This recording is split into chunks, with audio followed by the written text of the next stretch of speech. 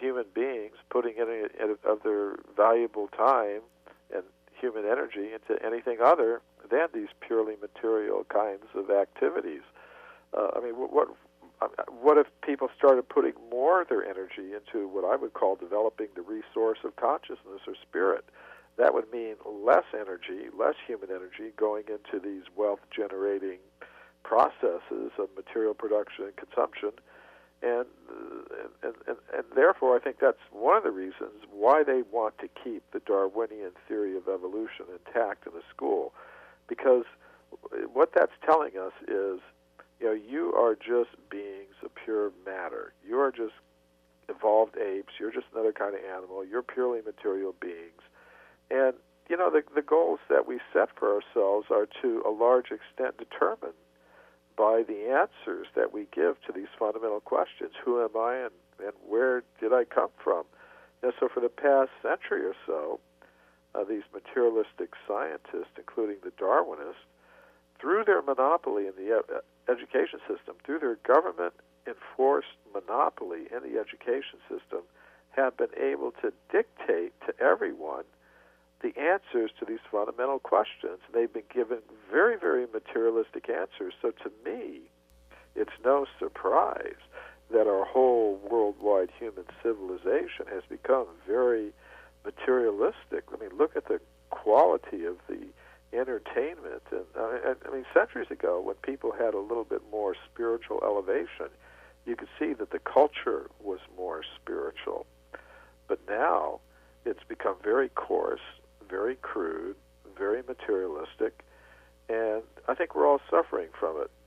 So that's one reason why I think if things are going to change, you got to go right back to the root, and you have to redefine the answers to these fundamental questions. Who am I and where did I come from?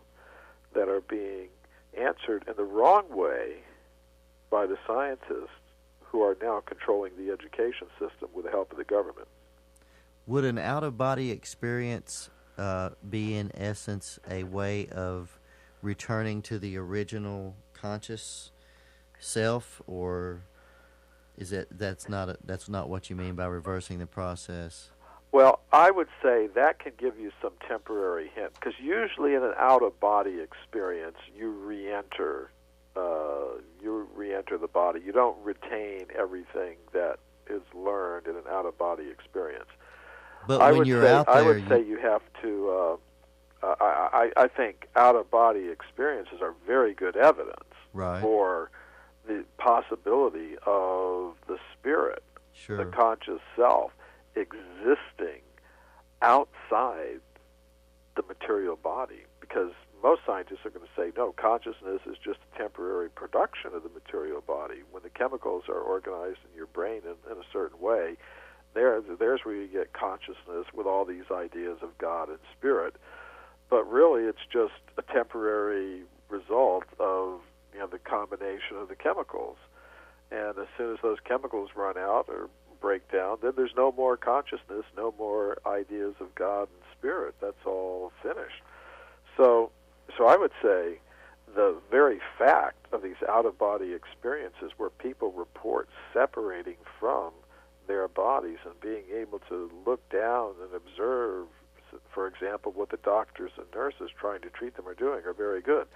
Now, some people, they go further than that. They don't just, when they separate from their bodies, they don't hover nearby and just watch what's going on. Some of them make longer journeys, as you've probably heard, and they wind up having spiritual visions, which I think can help them in this life. But I would say that what's really necessary is for people to look within their spiritual traditions, and if they do, they're going to find techniques of meditation, contemplation, prayer, yoga, something like that, that is meant to help us restore consciousness to its original pure state.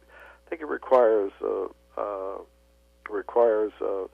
some bit of attention in order to do that, but I think we've all got the choice how we're going to live our lives, and once we find ourselves on this level, this material level, we've got a choice to make. We can become more and more deeply implicated in the material world, or we can try to make progress back to the original position of being freed from all of this. Now, I would say another thing, that it's possible, if one lives one's life in the right way, to become in this world but not of it. In other words, you don't have to wait till you die, to experience these things. They can be experienced in the here and now. Right, the kingdom of heaven is at hand. That's right. Absolutely. Now, I like what you said about not retaining the knowledge when we, in other words, when we leave the body. We're not just, we're in a higher state of consciousness, so we are somehow perceiving on a deeper level, and we understand it. But then when we return to normal consciousness, our understanding is limited all of a sudden. That can happen, but it can be an impetus to take up the path. And I'm of the mind that I don't believe in exclusive claims for truth. I think in every spiritual path, if you look deep enough, you're going to find something that leads people back to their original position of being on that level of pure consciousness or spirit and existing in harmony with all other conscious spiritual beings and with the source of all conscious spiritual beings, because I do believe there is a source of all conscious beings. And just as we see that each conscious self is individual and personal, I have my consciousness, you have yours, so I think it's also a fact that the source of all conscious beings is also individual and personal. Now, people may have different names for that original conscious being who's the source of all other conscious beings, but I would prefer to say that, well, it's like they're looking at a mountain from different directions. Somebody may be looking at it from the east, somebody looking from the north, somebody from the south, somebody from the west. And from their different point of view, they're going to see the mountain in a slightly different way, but it's also going to be obvious they're looking at the same thing, although from a different perspective. So I tend to see spirituality like that. And I think it's one of the big problems in the world is that sometimes some of the spiritual people, because of the way that they look at things, they wind up fighting with each other in quite terrible ways because of that lack of vision that can recognize the spirituality that's there in everyone. So I would say it's almost like you have a geologist who could tell you how to extract the pure element gold from its ore, where it's mixed with other less valuable elements. Now, once you've extracted the gold, you could stamp it with the symbols of different nations, if you like. Mm-hmm. But if it's really gold, I don't think it matters what symbol you've got stamped on it. If it's really gold, that's the most important thing. It'll be accepted everywhere as something valuable.